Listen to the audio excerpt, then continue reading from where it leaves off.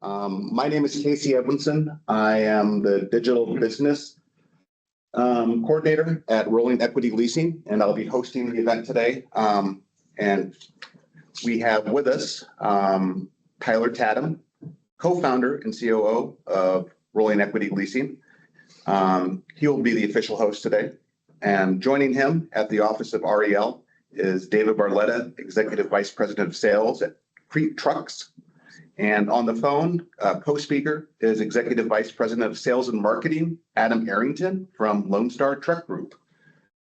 Just some housekeeping items today. I want to make sure that everyone gets a chance to have their thoughts heard. So we're going to leave everybody unmuted. But if you have some background noise, we're going to go ahead and mute you. So you may want to mute yourself in the meantime. And then if you have a question, you can either chat the question to me anytime, or maybe save your verbal questions till the end of the meeting. But yeah, we're a small group, so we're not going to really lock down the meeting today. So if you do have questions, feel free to be heard. And also, I'm going to share a chat survey with you right now. So if anyone has a few seconds to take, we're going to ask a few questions on tech safety. And then I'll share these results at the end of the meeting. So if you look up in your chat window, you should see a notification of a link to click on that you can take this survey in the next 30, 40 minutes, and then we'll share the results at the end of the meeting. And without any further ado, I give you Tyler. All right. Well, thank you, Casey and Adam and David. Welcome to REL.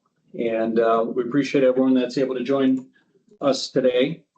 We are talking about safety technology and the innovation that we have seen over the last decade or so, and certainly how that's translated into the transportation world and really all of our lives every single day. Let me first start by introducing Rolling Equity Leasing. We are a premier nationwide lease provider offering solutions in technology, maintenance, safety, and so many other services to save our clients time and money every single day. We focus on max equity, and we partner with great customers like Lone Star and the Crete Group and many others to provide what we believe the most innovative safety technology that we can put on the road. And hopefully we'll be able to talk through many of those aspects today. So, Casey, if you wouldn't mind, we'll walk through the agenda. So our goal today is to get through a number of different topics on our agenda. Number one, the importance of safety in the trucking industry and what it means to you and what it means to us. Where safety technology has been and where it is today and where it's going to be in the future. And then obviously the types of safety technology, and maybe we'll touch, depending on time, a little bit more about what else is in front of us from the safety standpoint. EV, autonomous, AI, a lot of different things that change with speed every single day. So if you'll take a look at the first slide, Casey, the next slide, please. Or the next one. Yeah, we're all learning. It's kind of interesting. And some of the charts that you can see on the left-hand side, goes back to 2001, and most recently on this scale, 2021, but we can bring that all the way up to where we are today, 2025. Safety crashes, for the most part, all the way through 2008, had showed a pretty consistent performance and then a pretty significant drop in 2008 and then escalated to where we are today.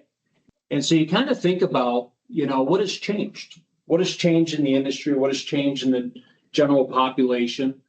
I can think of two things. One is the chart right below. When you look at the number of populated individuals that actually have licenses. So if you go back to 2008, there's 209 million individuals that had driver's license, whether it's commercial or or public, and that has just steadily grown. And you can see to where we are today, we're about 250 million, kind of general populated today. But if you think about 2008, what was the big thing that changed in 2008? Cell phones, right? Everyone has them. Everyone uses them, whether they're supposed to use them on the road or not. It caused distractions. And those distractions led to crashes. And so a lot of things have changed, and certainly the technology that we're going to talk about today hopefully brings some of those bad habits into correction, or more importantly, or as importantly, prevention. So when we talk about safety technology, what are we really trying to drive from an innovation standpoint? Number one, protecting lives, ensuring that the safety of truck drivers, passengers, the general community, the pedestrians, we're reducing fatalities and injuries every single day we're taking the road. In the transportation world, especially when you're leading a fleet, the most important message you can have is, I want you to leave safe, but I want you to come home safe as well. Reducing costs, insurance premiums significantly. If you look at most bankruptcies today, with smaller carriers, it's because they can't afford insurance or they can't get insurance. And that will continue to be a big impact for the industry.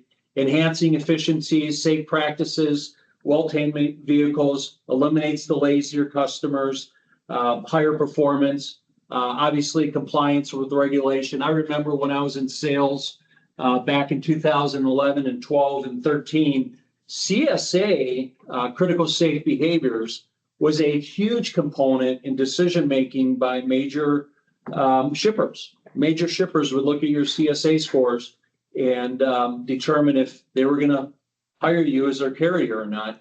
And then obviously the reputation that everyone holds. So let's start off, Adam, if I might. And I talked a little bit about customers from a shipping standpoint. Tell me a little bit about customers from a fleet ownership standpoint. What are their biggest concerns when it comes to safety technology? And have they gained more confidence in what it brings to their fleets and their drivers? Share a little bit about the experience that you go through every single day. Yeah, thanks, Tyler, and the REL team for the invite today.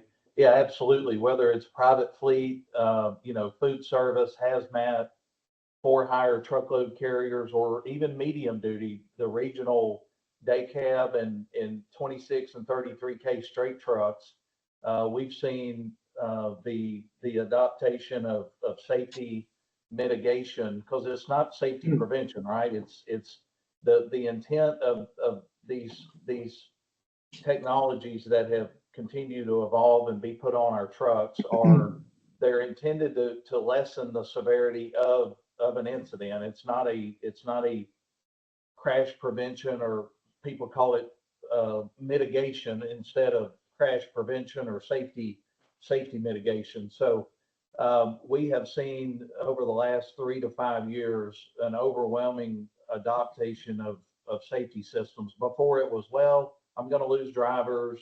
We're going to do the camera system, so we're going to record the event. And then once the camera system was adopted, the forward facing, and then it came to inward facing.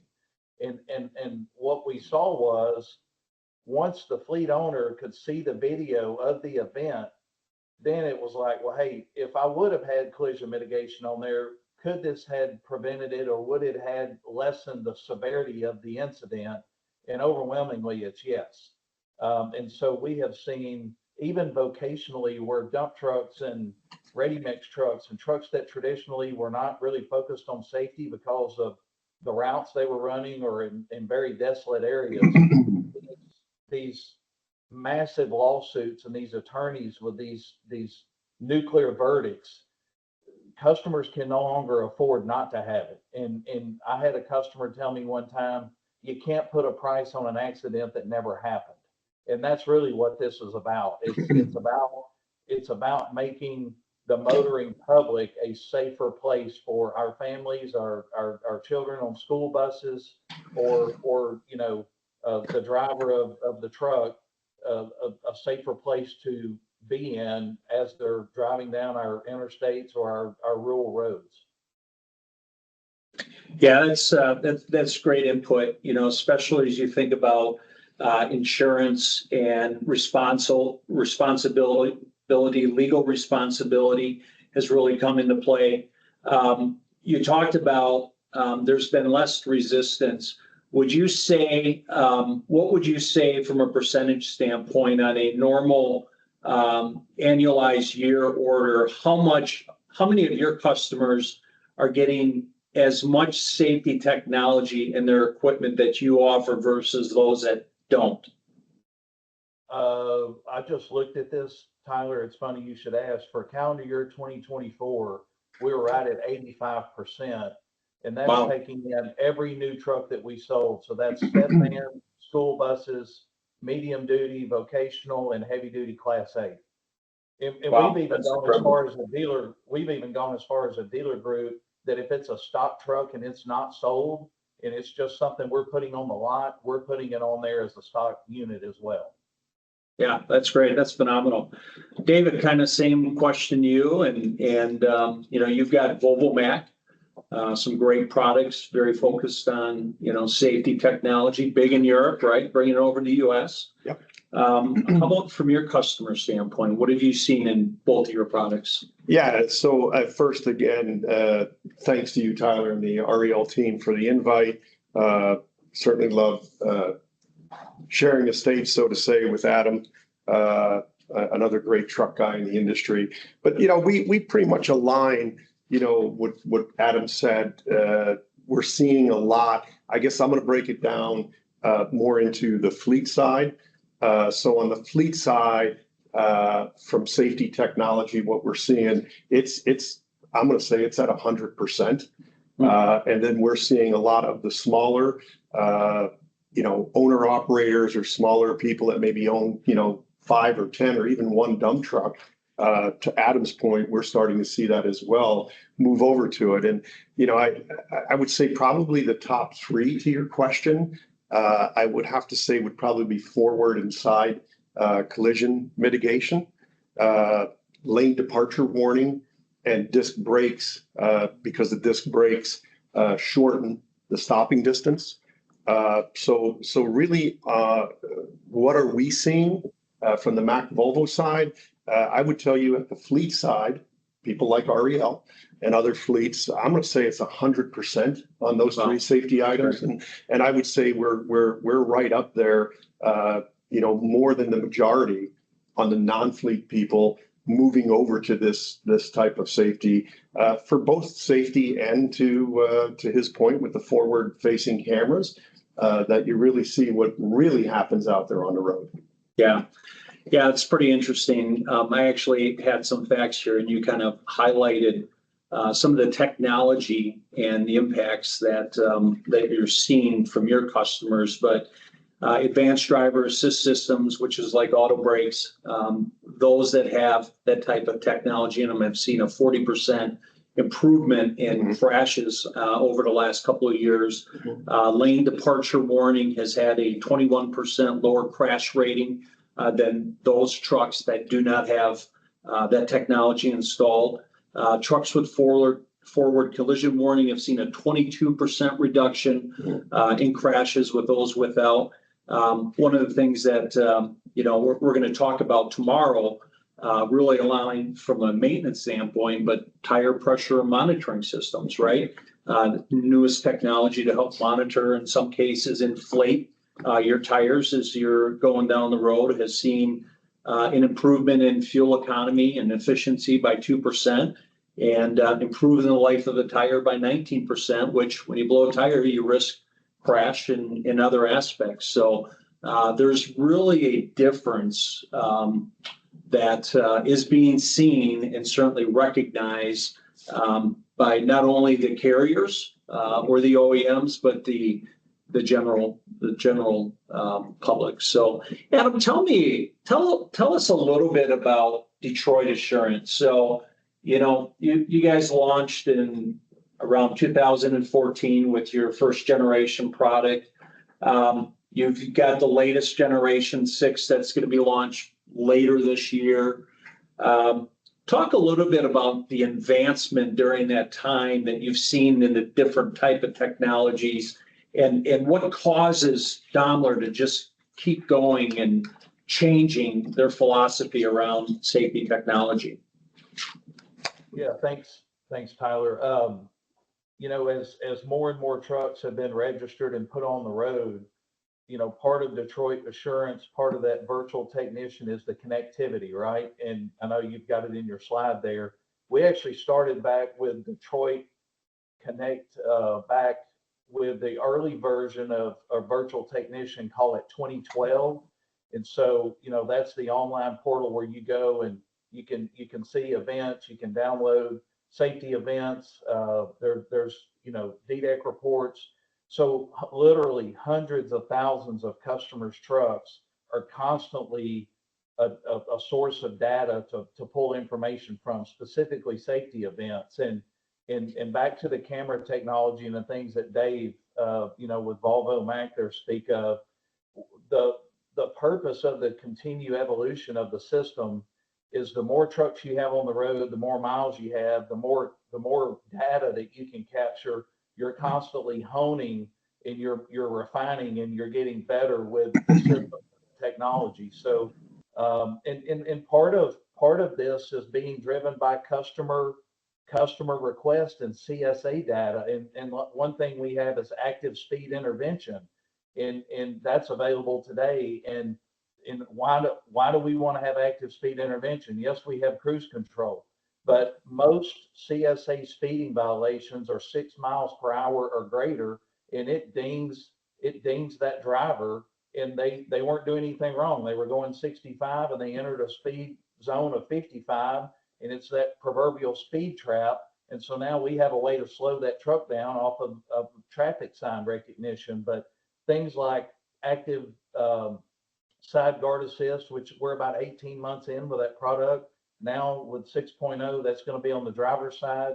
We added additional sensors, short range sensors under the headlights on the new Gen 5 Cascadia to pick up stationary pedestrian. We already had moving pedestrian to pick up the cyclists, the people in high urban areas where there's blind spots.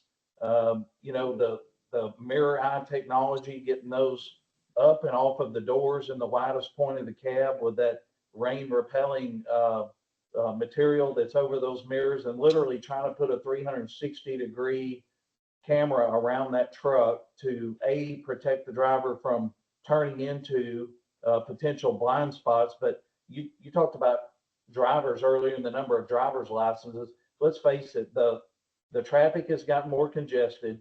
As many new drivers are on the road, there's that many owner operators or smaller fleets on the road that have newer drivers that, let's face it, drivers today are not what they used to be in the Class 8 truck business. So the technology has had to advance because our customers have pushed us there. And along the lines of the automotive industry, just like Mac Volvo with their Volvo line of consumer, their passenger cars, Daimler Freightliners had the same benefit with Mercedes. And so that intuitive car technology, being able to adopt it over to the truck side, traditionally wasn't available because we all had different engines and different transmissions. And I think vertical integration is probably the segue that started all of this safety, because before you had Meritor's safety system or Bendix, or you had these different systems, and you tried to get it to speak the same language as the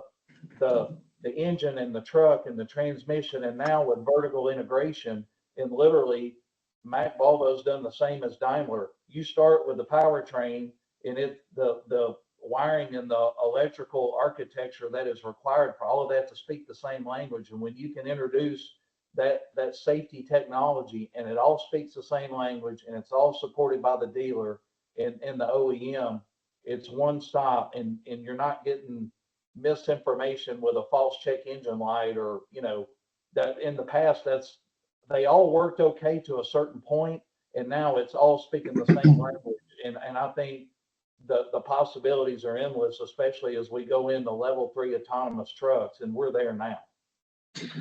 Yeah, you said a lot of important facts there, not only on the road, but I think about my days back as a line haul manager and hub manager, and how dangerous a yard was, right? And the amount of switchers that are flying around, pulling trailers and dollies sitting in areas that they're not supposed to be sitting. And so when I went through some of the technology advancement, you talked about those 2 new cameras, forward-facing cameras, that are now available in Freightliner and some Volvo as well. But it gets that stationary, right? That stationary subject that previously wouldn't be identified. You'd have to be moving and something have to be crossing you in order to see it. And now you got a dolly sitting out there that someone can identify and certainly avert disaster or an incident in the yard. And then certainly some of the technologies around mirrors. And if we get a chance, we have a video we'll show that talks a little bit about that. But you're literally encompassing yourself in a safety capsule, and where it's almost like driver analysis and driver behavior it's become a computer module. I think about driving one of my cars and the technology that is with that car. I'm not saying I do this, but I could take my hands off that steering wheel and that car would drive for miles until you either hit a curve, and it would even take you into the curve, but it keeps you in the parameters of the lane until it feels like it's been too long, and then there's an alert that comes on and says, hey, put your hands on the steering wheel. I mean, just phenomenal technology. And speaking of technology change, Adam alluded a little bit to this, but Volvo's done that. So you guys have utilized third parties in the past and have recently this year introduced your own product on behalf of Volvo and Safety Technology. You want to talk a little bit about that? Yeah, and I know we're going to talk more even in Dallas when we have the products there, but not to go into a Volvo infomercial. That's not what this is about. But I would be remiss if I didn't say, with the new VNL that was just launched, the technology that is in there is quite amazing. I mean, I've spent 4 decades in this industry, and it's hard to put your arms around the technology that is out there with all of this stuff, and we can get into more detail on it. But as far as the truck now as standard will automatically have forward detection and apply the brakes for pedestrian. We have the technology now to go all the way to the back of the trailer and blind spots, and the lane assist. Just to Adam's point, with Daimler and Volvo, from what they've done on the car side for now decades in Europe, has now been translated into this new product, which is it's unbelievable. All of the stuff that you're seeing on the automotive, from the hands off the wheel, it could detect even if you're just drifting in between lanes, and then we'll give the driver alert. The things that Adam talked about, the signs and road signs, now you can actually see the road signs in the dash display, at the same time, if not even sooner, than your eyes picking them up going forward. Yeah. So, the technology is there. And then to the point of, making it their own technology, not relying on, these third parties, that is all now captive within the vehicle itself. So it's a proprietary safety systems. The technology from, the transmission and the engine, now being all together, is something that we actually brought to this country back in 2007. So in the vertical integration, and now to take this safety technology and also have it as your own technology, is really quite advanced. Yeah, that's great. And can't wait to see it in Dallas, April 24th, for the Line Hall Summit, which is going to be phenomenal. I asked Casey to put this timeline back on because it really looks at the evolution that both David and Adam had talked about. And where many things were just an option, like in the very, very early stages, collision mitigation, lane departure warnings, those things are standard today. On almost every brand that you can buy, every brand that's available. You talk about ELD mandates that came in at the end of 16 and into 17. Some of the technology advancement, like truck platooning, which has been tested out, and I know it's been in test with FedEx as well over the last couple of years, and being able to take advantage of pulling equipment along with less trucks, saving a lot of things, and including risk. AI is really a big piece that's in development, has been in development, and will become even more of the big part of the future. And then autonomous. We've talked a lot about what driver technology is, but driverless technology and what that holds for the future. But I think the most important target of every one of these is the very last one, which is having a culture and a mindset of zero accident safety goals really become realistic. And, obviously you're still reliant on others that are on the road with you. But the advanced warning and correction that occurs with so much of the products that you guys are introducing today reduces that level of risk even more so than it has in the past. So this is really telling, and it's going to be amazing to see what it looks like for the next 10 to 15 years beyond technology that maybe we haven't seen yet today. Yes. And I just comment on this autonomous stuff. The Volvo autonomous truck, and I'm sure the same on Daimler, but Volvo actually is production ready. They released their autonomous, or I should say they showed their autonomous solution at the Expo last year in Vegas. There's still a lot of things that would have to go, especially from a legislative and actually from, people accepting to see an 80,000-pound truck with no driver in it. There's a lot of things but from a technology side, and I'm sure Adam, you'd agree, it's already there. You talk about AI, the Aurora driver solution, and the AI software and the computers are really all part of that. That continues to develop. Things like LiDAR radar and what that vehicle will do. I mean, it's from a technology standpoint, we're here today. There's just so many other things from a legislative side and from an adaptation side to the general public accepting that technology is probably the next step. But it's their time. Yeah, no, absolutely.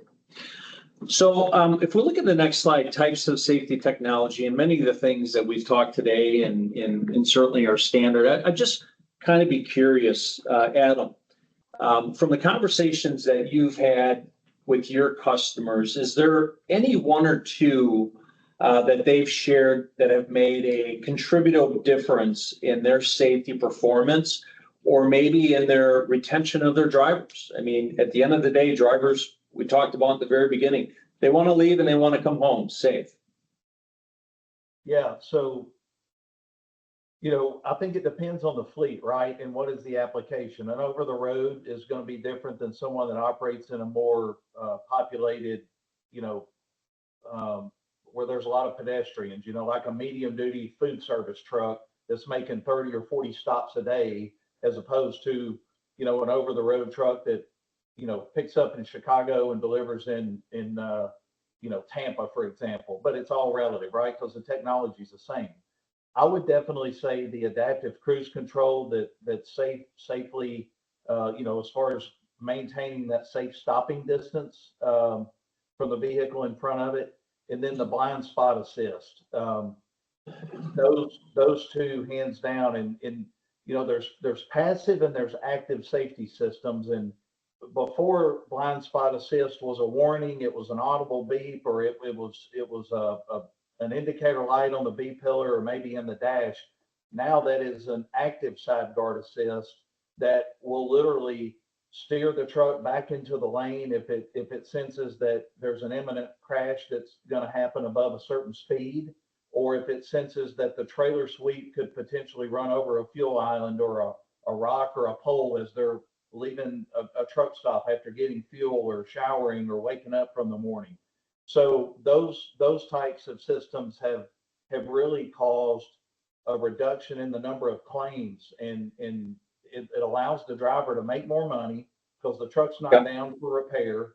But more importantly, we've had two major fleets that were with insurance providers before that have saved so much money, and their loss ratios have gone down so much. They have joined captive insurance companies and saved literally millions of dollars a year on insurance claims, and therefore their insurance costs have gone down. So it's really amazing. We've seen fleets speed up their replacement of their vehicles to get the latest safety systems on them quicker instead of waiting on that normal retirement cycle to happen. So there's been a tremendous amount of work that has gone into this from fleets on tracking the safety. But we had one fleet tell us their number of claims and incidents were down 72% over the last year just because of these safety systems. And it really forces driver behavior too. Yeah, those are some great points. And, so I think about my personal insurance, and again, going back to my own vehicle, and every year when you renew your insurance and you go through all the questionnaires, and it's safety technology has become a big part of the savings that you can get on your personal insurance. And I got to believe when you have a client of yours that takes all of the latest safety technology and applies it onto their order, that's having a big impact to them from an insurance standpoint and protection. Yes, agreed. So, Adam, go ahead. I was just going to say one more thing, and I'm sure that Dave and the Crete guys there have seen the same thing, but I would say the biggest you can't put a value on a life, right? And we've had multiple customers that have inward facing cameras that have shown us video of a driver that becomes incapacitated. One had a cardiac arrest, and although we had all the safety mitigation on the truck, we did not have lane keep assist, lane departure protection on the truck. And that driver, all the warnings went off, but obviously could not revive himself to keep the vehicle from running into an awful accident. And that fleet chose to go with the lane keep assist, lane departure protection. And about a year later, they had another driver that had a cardiac event, and the driver didn't respond to the hands off of the wheel like they talked about. The truck literally slowed to a stop in the middle of the road, turned the four ways on, and they were able to capture that safety event off the telematics of the truck. And they dispatched an ambulance, and they saved the driver's life. So, I mean, there are so many benefits to this system. I can't even begin to explain it just makes the motoring public a safer body of cars and vehicles when these safety systems are on these trucks. And I applaud REL for being a leader in adopting of this, because most people wait, and the wait and see mentality. And I don't know how you can afford to wait anymore. I've been doing this 24 years, and seeing what I see, there is no way I would operate a class 6 through 8 motor vehicle in NAFTA and not have every safety component on it. You can't afford not to. Yeah, well, you hit a couple of great examples of how technology has changed, and in relation to REL. I mean, safety is one of our core values, and we always list it first because we believe in safety of the general public, and certainly to all of our customers and their drivers. And when Pat and I started this company back in 2020, the one thing we committed to the FedEx representatives is that we will always be ahead of everyone else as technology becomes available of adding it to our equipment.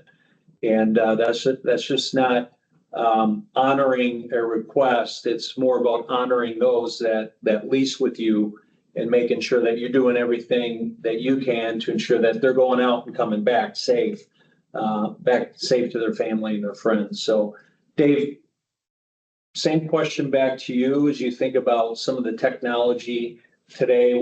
From your customer perspective, what are the biggest devices that you hear from them that have kind of either corrected or saved or reduced their everyday business?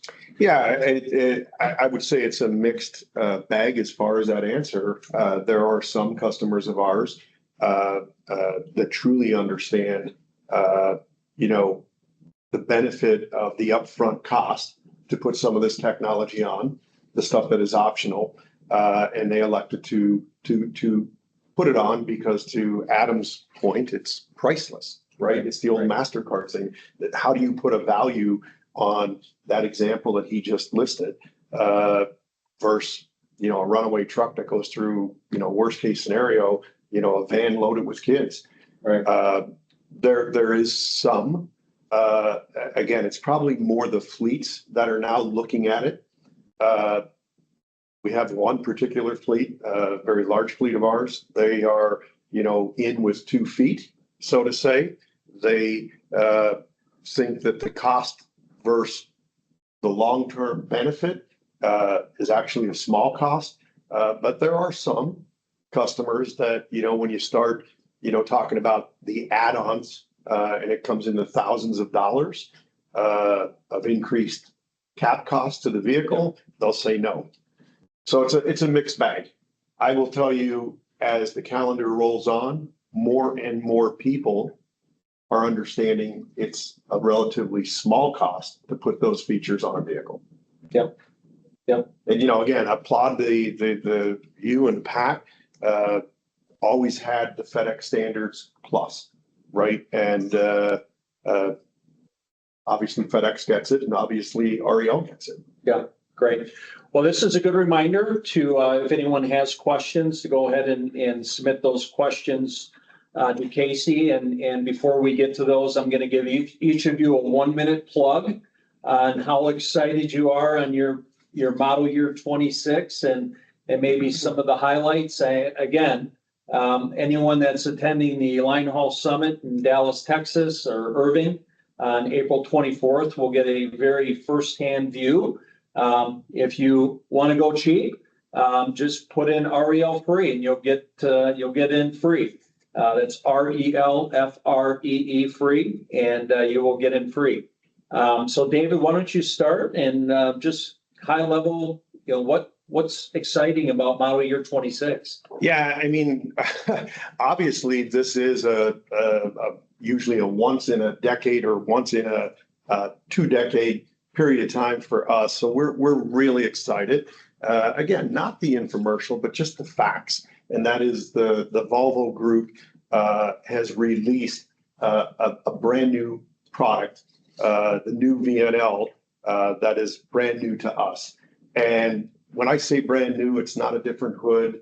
It is completely a different truck. It is a different cab, much roomier. There's much more amenities in the sleeper compartment. The aerodynamics of what they designed. We moved to a 24-volt electrical system, which I believe the industry will move in that direction. Europe is already there. So there's a really high level of excitement because it's not every day in this industry you could represent a totally brand new product. So that is incredibly exciting, but more so the safety side and the technology that's coming with this product. So it's not the bigger cab, it's not the 24 electrical volt system, it's not the aerodynamics, it's not everything in the sleeper. What's most exciting is the technology that's already coming with it. Volvo always was a core pillar in safety. was one of their 4 core pillars as an organization globally, and they already had a lot of safety things in their vehicles. Well, with this vehicle, there is 12 new in addition to what they already had. And we are going to go through that stuff in Dallas. And we put the slides together to demonstrate to your customers what's going on. So to say what's going on, I have a hard time not answering that, not being on my tiptoes, because it's really an exciting time for us. Yeah, well, I had the opportunity to participate in the launch, kind of the hidden launch last year, and we were able to test it out at the Volvo plant, and it is a great product, and we hope to test out the Freightliner as well, which Adam will be touching on here very shortly. I think you hit on something really important. You know, we're talking about technology right now. What you can't forget about is comfort as well, and room, and you know, the cab, how the cab is set up, and the ability to reach buttons and switches and avoid incidents that occur because they're too out of reach or clumsy or whatever the case is. So it's amazing when you go through a session to understand how engineering looks at equipment. They take account of everything in every position, in everything that driver may be experiencing on the road to make sure that they're safe. So Adam, again, excitement. We're going to see hopefully one of your brand new trucks out in Dallas. But why don't you give us a little sneak peek? Yeah, well, thanks, Tyler.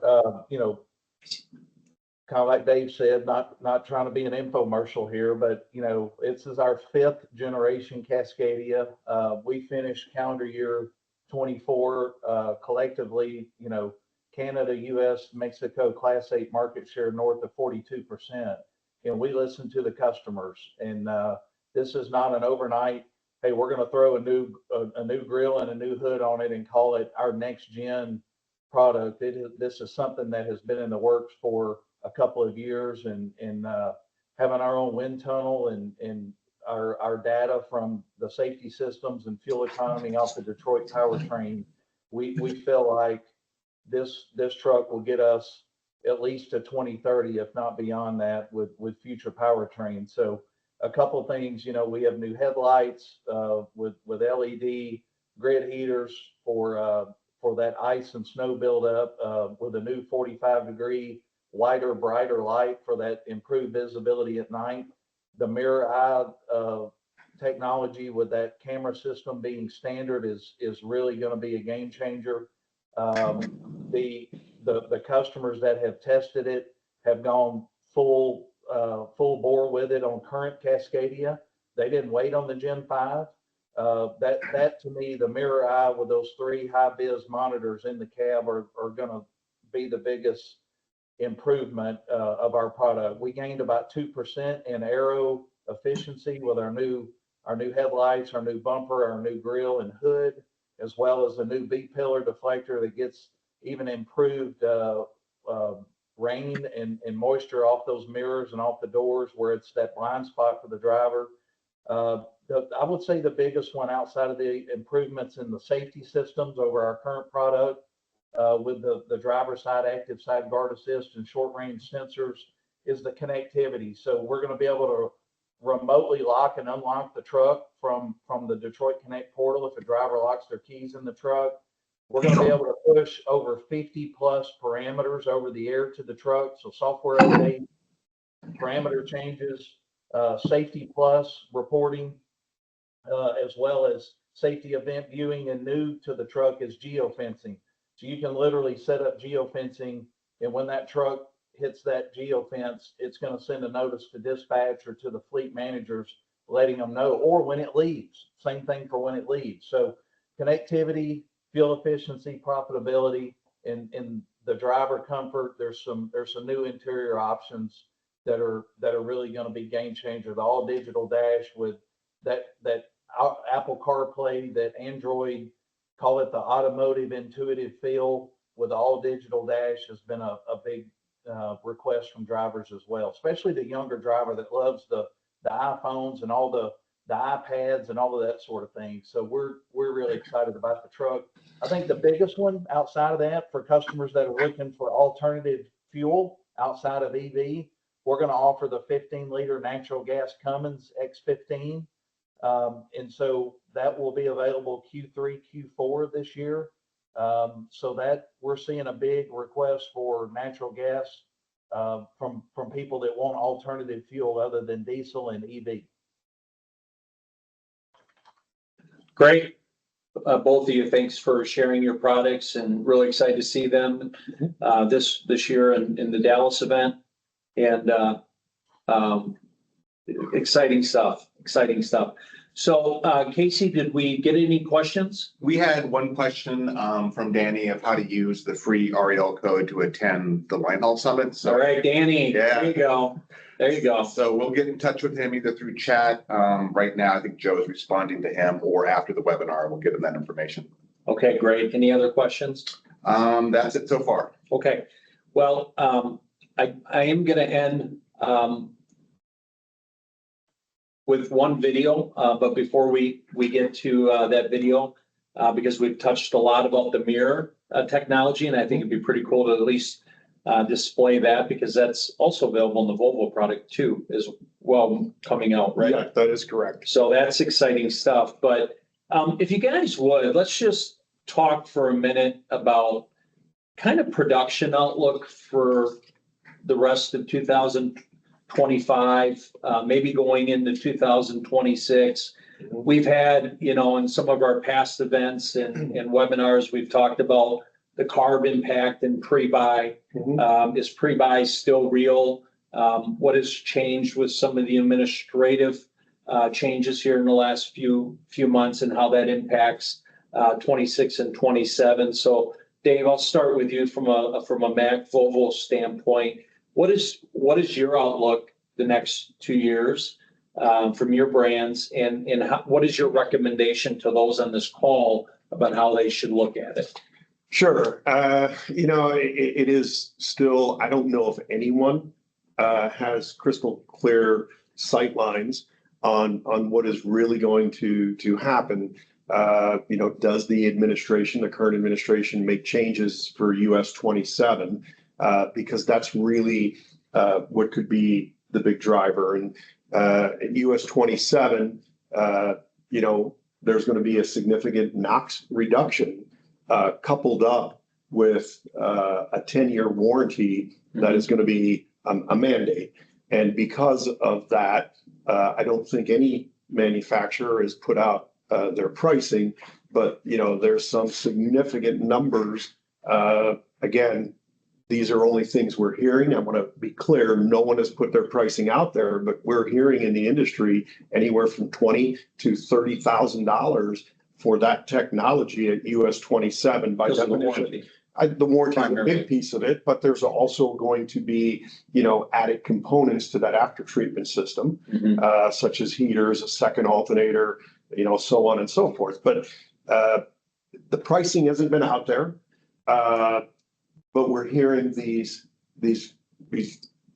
chats, if you will, this noise, if you will, and for your customers, US 27 means any engine that is produced January 1st, 2027 calendar year.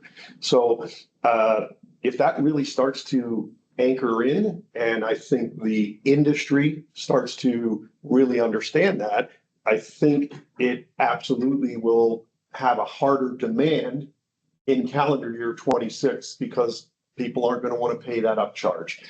We haven't seen it yet.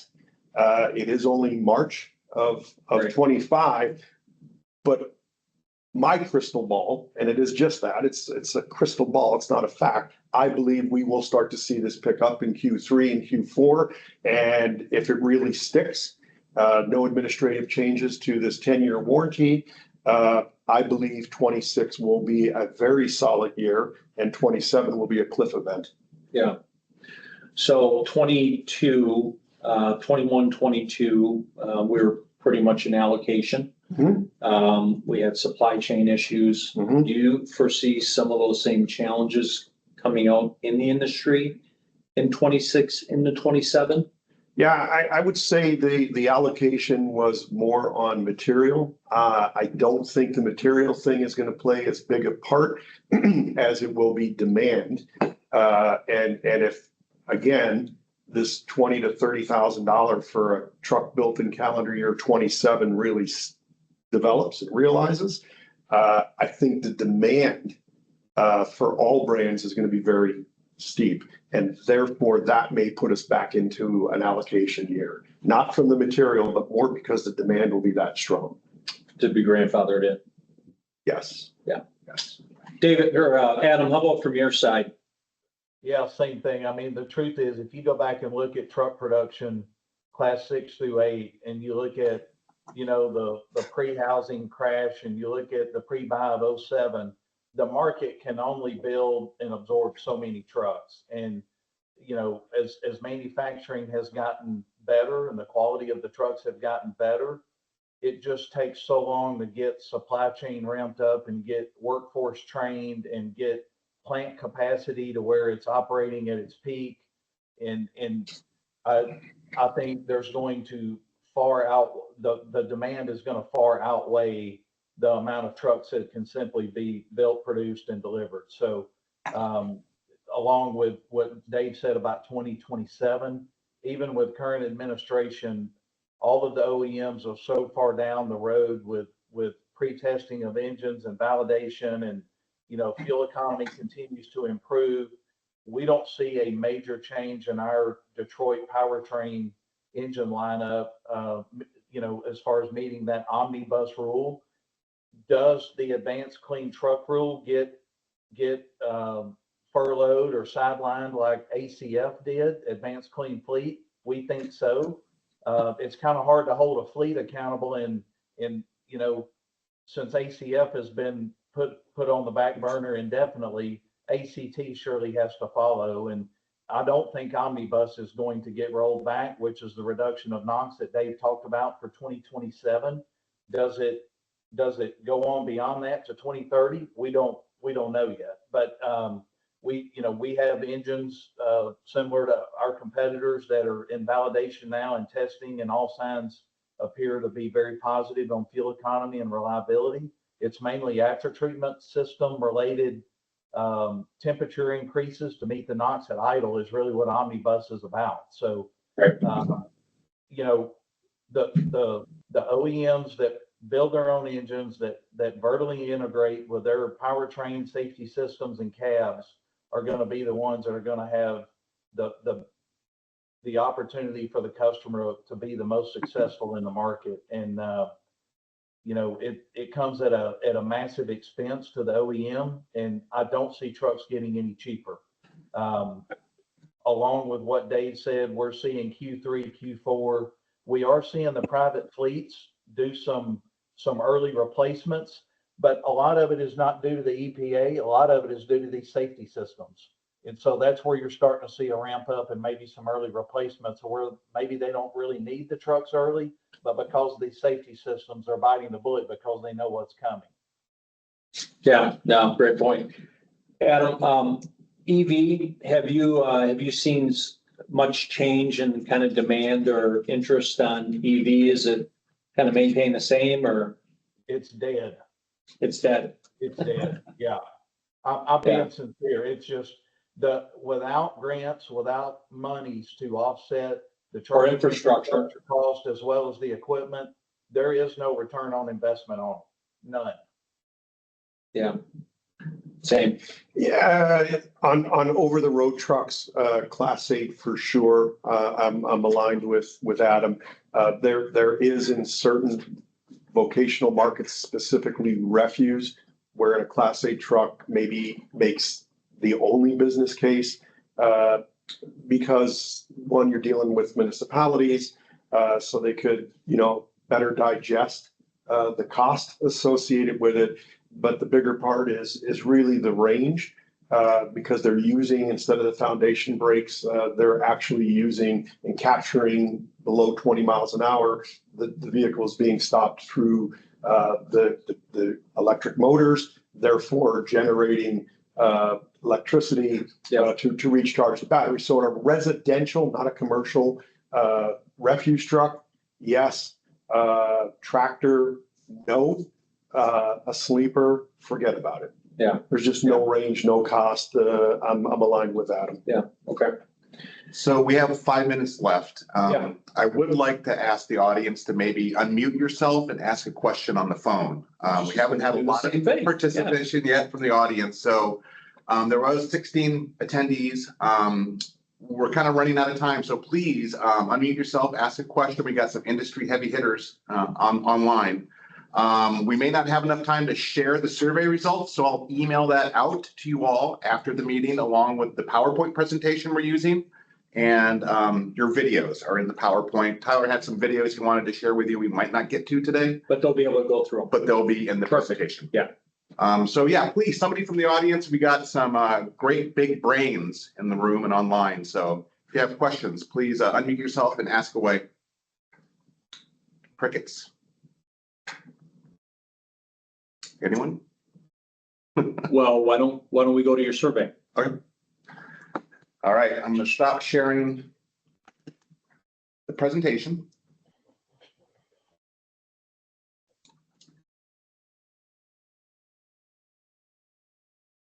And then I'm going to have to open up the presentation to share the survey. I don't want to leave the meeting. While Casey pulls this together, I'll just give you some final notes and appreciation to both David and Adam.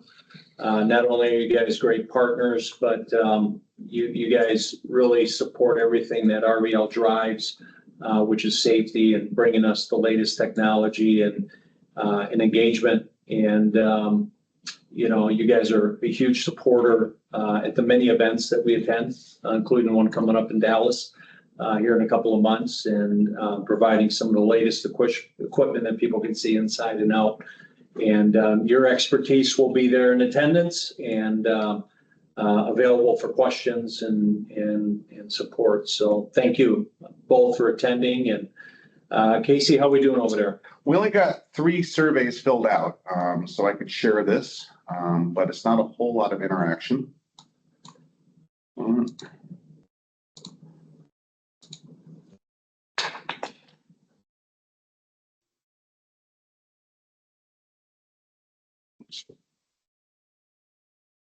All right. First question, you can see some of the results here. And like I said, I'll follow up with this presentation and the survey results. But we can slowly scroll through the results here for the answers, percentage breakdown of answers. Telemetrics and driver monitoring looks like it's the most popular on the safety technology having the most significance at an organization. Biggest challenge, high upfront costs. So obviously costs, you mentioned 30% going into 27 for increase along for the carb improvements. And if anybody sees something that sticks out here, please speak up. Effectiveness of safety technology in your fleet. Accidents. Reducing accidents once again.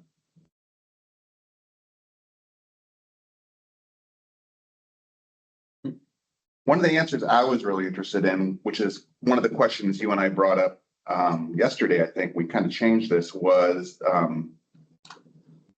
camera monitoring mirror systems, which I found very interesting.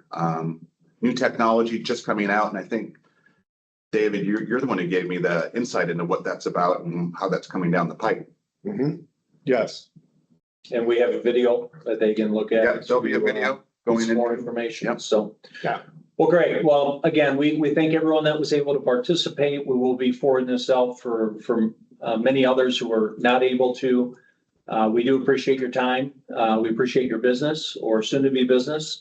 And again, we really value and appreciate the time that our partners gave here today. And we look forward to seeing everyone and all of you in Dallas. Or if any of you are going to be in Charlotte next week, Joe and I will be there. And I'll be more than happy to talk about getting into a new model year 26, highly teched out, safety spec REL unit. So have a great day, be safe, and take care. Thank you.